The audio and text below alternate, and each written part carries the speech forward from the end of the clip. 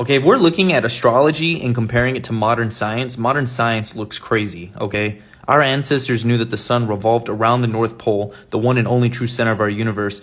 Mainstream science, however, wants us to believe that we are currently living on a ball that's shooting through endless space and circling a black hole at the center of the Milky Way, where we eventually will get sucked into. Keep in mind, we are hurtling through the cosmos at Mach 38 now. The sun is not 93 million miles away. In fact, it's only about 60 to 600 miles away. We can tell the distance by looking at the rays of sun and following the sun rays back up to a specific point.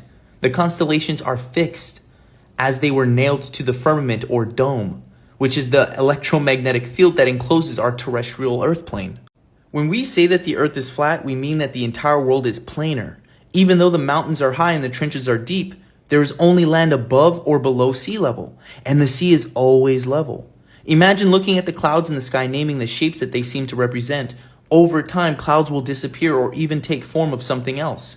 We can make shapes out of the star constellations in the same manner, except constellations do not change like clouds do. In fact, they have always been the same. They've always been the same throughout all of history. Any star that is at your zenith or directly above your head at midnight will be above your head 24 hours later in the exact same spot, at the exact same time the next day. There has never been an account of parallax, shift, or dimming of the stars at night when referring to the fixed stars.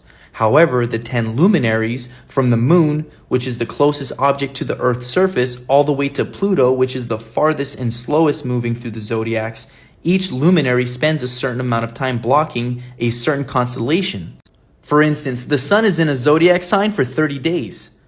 That constellation is blocked for an entire month. Now the moon spends about 2.5 days in each sign and will be within 30 degrees of a zodiac until the moon enters a new sign. Now Saturn spends about 2.5 years in each sign, so it will take 28 to 30 years for Saturn to completely travel the zodiacs. And it's called a planet return when one of the 9 luminaries enters the sign it was in when you were born.